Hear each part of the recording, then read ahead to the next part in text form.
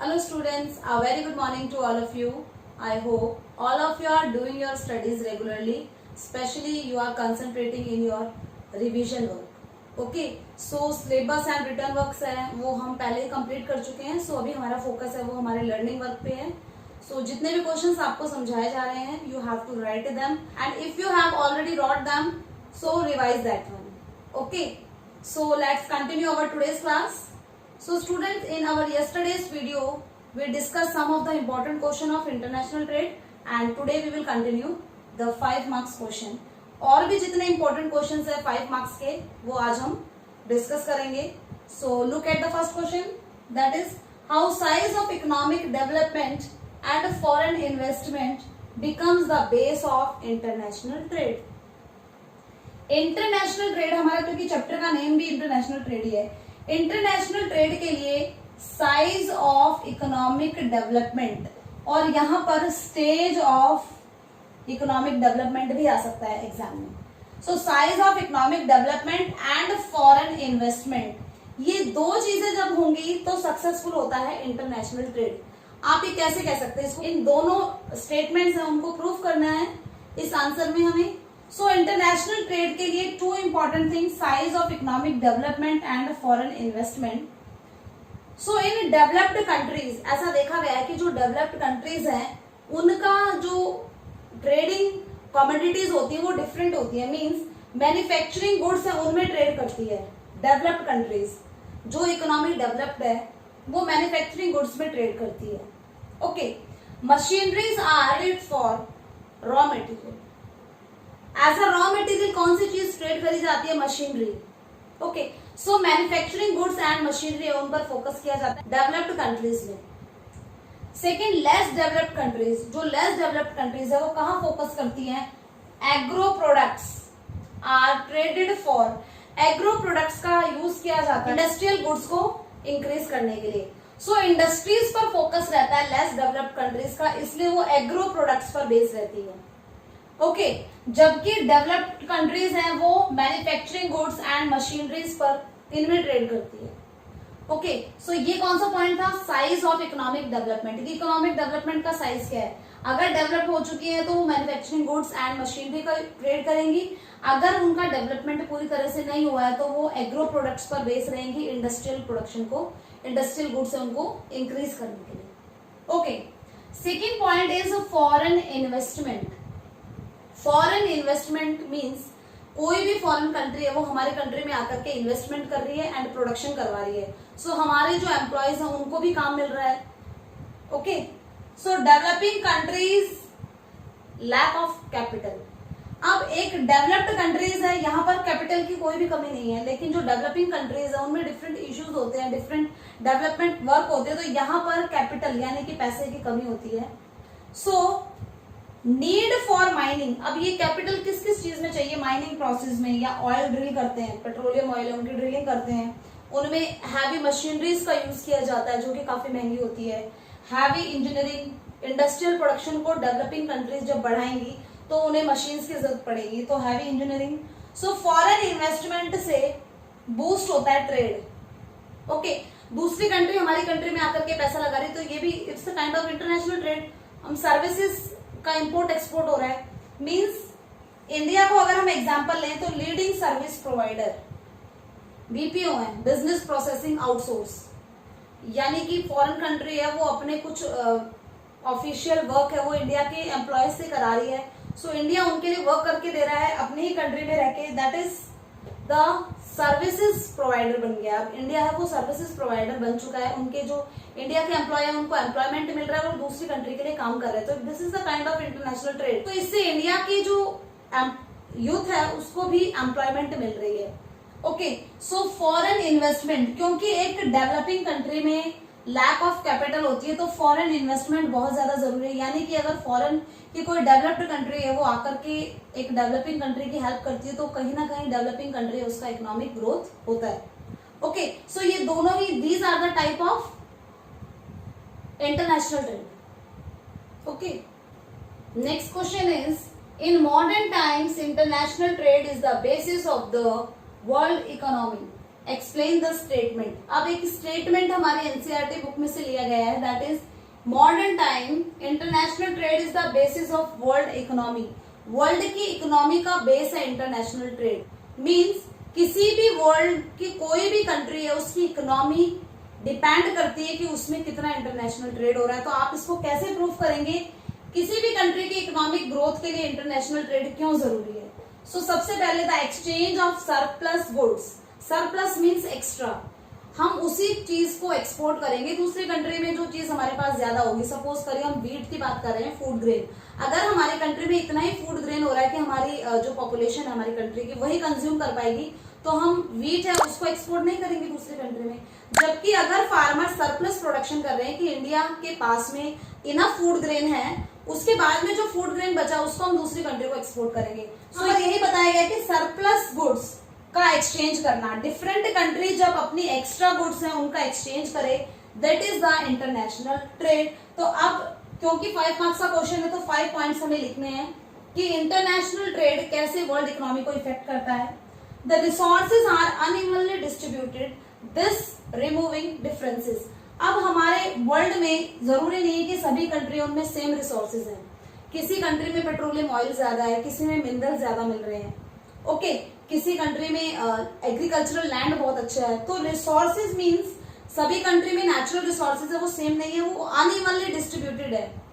Suppose कोई mountainous region है, कोई कोल्ड रीजन है, कहीं पर डेजर्ट है, सो रिसोर्सेज है उनका डिस्ट्रीब्यूशन अनइवन है। इस वजह से डिफरेंस को कम करने के लिए इंटरनेशनल ट्रेड किया जाता है। मींस अगर पेट्रोलियम ऑयल हमारी कंट्री में नहीं है तो हम उसको कैसे यूज करेंगे? हमें दूसरी कंट्री से उसको इंपोर्ट करना पड़ेगा। अगर किसी कंट्री में मिनरल्स नहीं है तो हम उनको मिनरल्स एक्सपोर्ट करेंगे। अगर किसी कंट्री में डेजर्ट एरिया तो हमको फूड ग्रेन की जरूरत है तो हम फूड ग्रेन एक्सपोर्ट कर रहे हैं। ओके, सो डिफरेंसेस को कम करता है इंटरनेशनल ट्रेड क्योंकि रिसोर्सेज है वो अनइवनली डिस्ट्रीब्यूटेड है। Okay, second point is international trade lead to foreign investment in developing countries. अब डेवलपिंग कंट्रीज वो कंट्रीज हैं जिनका प्रॉपरली डेवलपमेंट नहीं हुआ है, तो फॉरेन इन्वेस्टमेंट मतलब दूसरी कंट्रीज अपना पैसा लगाएगी उस कंट्री में। डेवलप्ड कंट्रीज की बात हो रही है। डेवलप्ड कंट्रीज इन्वेस्टमेंट करती है डेवलपिंग कंट्रीज में उनकी इकोनॉमिक ग्रोथ को इंक्रीज करने के लिए। मीन्स इनका मोटो ये नहीं कि इनका इकोनॉमिक ग्रोथ करें, बट इनका भी इकोनॉमिक ग्रोथ होता है। मतलब ये इनको अगर अपनी कंट्री में काम करवा रहे तो एम्प्लॉयज को ज्यादा पैसा देना पड़ रहा है, दूसरी कंट्री में डेवलपिंग कंट्रीज में करा रहे हैं तो सैलरी कम देनी पड़े, तो इनको भी फायदा हो रहा है। जबकि डेवलपिंग कंट्रीज इस चीज के लिए क्यों एग्री है कि कोई फॉरेन की कंट्री हमारी कंट्री में आकर के वर्क कर रही है?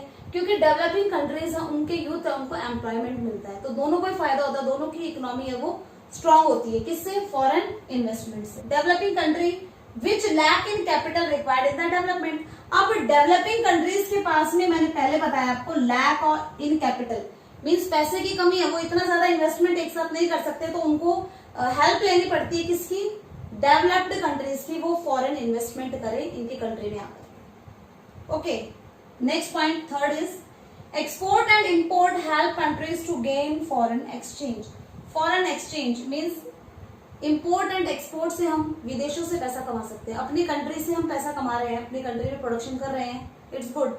लेकिन अगर हम किसी दूसरे कंट्री से अगर पैसा कमा रहे हैं तो वो बेनिफिट होता है। तो इंपोर्ट एंड एक्सपोर्ट से क्या होता है? फॉरेन एक्सचेंज, एक दूसरे की जो करेंसीज है उसका एक्सचेंज होता है। Trade also help to raise the standard of living of the people of the developing countries. अब ट्रेड की वजह से डेवलपिंग कंट्रीज है उनमें लोगों का लिविंग स्टैंडर्ड है वो भी रेज होता है। एक एग्जांपल देखते हैं। फॉरेन इन्वेस्टमेंट किया किसी डेवलप्ड कंट्रीज ने किसी डेवलपिंग कंट्री में, उसके बाद में जो अनएम्प्लॉयड यूथ थे उनको वर्क मिल गया, वो काम करने लगे, तो उनका लिविंग स्टैंडर्ड है वो क्या हो गया है? रेज हो गया है। और ट्रेड की वजह से हम ऐसे प्रोडक्ट्स, ऐसा लाइफस्टाइल, ऐसी मशीन्स यूज कर सकते हैं जो हमारी कंट्री में नहीं बन रही है। लेकिन इंटरनेशनल ट्रेड हो रहा है तो अमेरिका की कंट्रीज में बनने वाले कोई भी प्रोडक्ट्स है उनको हम अपनी कंट्रीज में यूज कर सकते हैं। And the last point is international trade is the index of economic develop of a country. किसी भी कंट्री के इकोनॉमिक डेवलपमेंट का इंडेक्स है इंटरनेशनल ट्रेड। मीन्स किसी भी कंट्री का इकोनॉमिक डेवलपमेंट तभी होगा तब वो इंटरनेशनल ट्रेड करेगी। मीन्स कोई भी कंट्री है वो अपने रिसोर्सेज पर डिपेंड नहीं हो सकती है, अपने कंट्री में बनने वाले प्रोडक्ट्स पर टोटली डिपेंड नहीं हो सकती है। उसको इकोनॉमी के ग्रोथ के लिए दूसरी कंट्री के साथ में ट्रेड करना पड़ेगा. So these are the 5 point to prove this statement. Okay, next question is difference between the bilateral trade and multilateral trade. So कल हमने डिस्कस किया था बायलैटरल ट्रेड मीन्स 2 कंट्रीज के बीच में ट्रेड हो रहा है, जबकि मल्टीलैटरल ट्रेड में डिफरेंट कंट्रीज के बीच में ट्रेडिंग हो रही है, that is the multilateral trade. So ये तो 1 मार्क्स के क्वेश्चन में हम लिख सकते हैं, बट अगर 3 मार्क्स में आएगा एंड 5 मार्क्स में आएगा तो और भी डिफरेंसेस है जो हमें पता होना चाहिए. So first is involvement of countries. अब मल्टीलैटरल में एंड बायलैटरल में कितनी कंट्रीज इन्वॉल्व होती है, तो बायलैटरल में 2 कंट्रीज इन्वॉल्व होती हैं, जबकि मल्टीलैटरल ट्रेडिंग है वो अमंग डिफरेंट कंट्रीज, वो डिफरेंट कंट्रीज के बीच में हो सकता है, तो उनका जो नंबर है वो कितना भी हो सकता है, 2 से ज्यादा हो सकता है. So that are the multilateral trading. Okay, so आप यहाँ पर मोर देन 2 न लिख करके अमंग डिफरेंट ट्रेडिंग कंट्रीज लिख सकते हैं. ओके, क्योंकि हमें नंबर नहीं पूछा है यहाँ पर, बट बायलैटरल में 2 कंट्रीज आपस में ट्रेड करती है. Next is complementary and supplementary. Different types of goods हैं, उनका एक्सचेंज किया जाता है. So communities of 2 countries are complementary.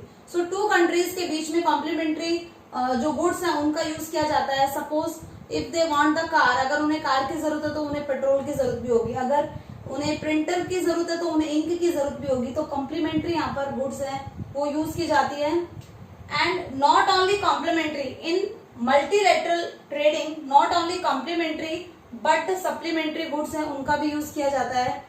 Means different type की जो गुड्स हैं वो यूज की जाती है. कॉम्प्लीमेंट्री ओनली कॉम्प्लीमेंट्री गुड्स हैं वो यूज नहीं करी जाती है, बल्कि अदर गुड्स हैं उनका भी एक्सचेंज किया जाता है. सो सब्स्टिट्यूट गुड्स हम बोलते हैं. कोल्ड ड्रिंक्स की तो डिफरेंट कोल्ड ड्रिंक्स हैं.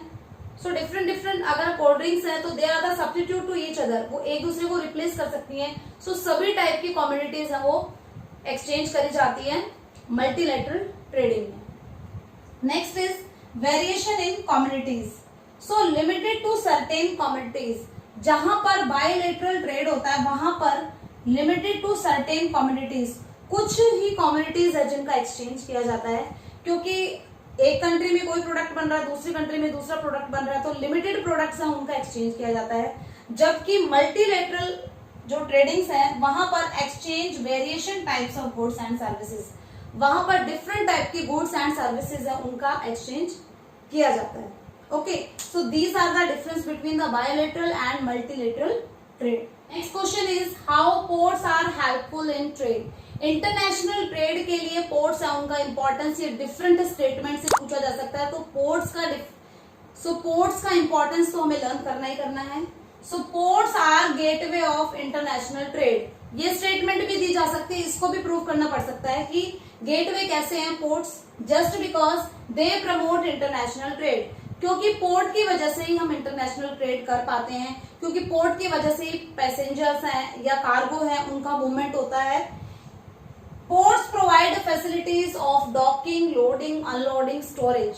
सो जितना भी सामान है उसको लोड एंड अनलोड किया जाता है. डॉकयार्ड यहाँ पर स्टोरेज फैसिलिटीज है. सामान जितनी भी कमोडिटीज हैं उनको मेन जो इंडस्ट्रीज है वहां तक पहुंचाना. सो किसकी वजह से पॉसिबल हो पाता है? पोर्ट्स की वजह से. Large amount of goods can be taken in by ship. Ship के थ्रू हम लार्ज अमाउंट ऑफ क्वांटिटी, तभी तो इंपोर्ट और एक्सपोर्ट हो रहा है कि एक साथ में जो बल्कि गुड्स है उनका इंपोर्ट एक्सपोर्ट हम कर पा रहे हैं शिप की वजह से.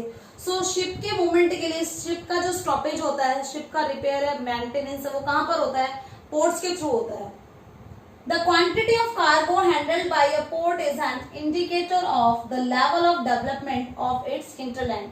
Means जितनी क्वांटिटी का कार्गो हैंडल कर रहा है कोई पोर्ट, उतना ज्यादा उसका हिंटरलैंड, आसपास का एरिया जो उसको ट्रांसपोर्ट फैसिलिटीज दे रहा है, या फिर जहां से वो गुड्स आ रही हैं, या ट्रांसपोर्ट फैसिलिटीज जितने एरिया को कनेक्ट करती है जहां से लेबर आ रहे हैं, वो सारा एरिया पोर्ट के आसपास का उसका हिंटरलैंड है. सो हिंटरलैंड का डेवलपमेंट किसके डेवलपमेंट पर डिपेंड करता है? पोर्ट के. जितना लार्ज पोर्ट होगा, जितनी ज्यादा फैसिलिटीज होगी उस पोर्ट में, उतना ज्यादा उसका हिंटरलैंड है वो डेवलप्ड होगा. सो इंटरनेशनल ट्रेड पॉसिबल नहीं है बिना पोर्ट्स के. Okay, so ports play important role in international trade. आप लास्ट में ये लाइन भी लिख सकते हैं. Okay students, So these are some questions for today. I hope all of you understand that. So write these questions in your fair notebook and learn them. Okay. So do your studies regularly and obey your parents. Thank you.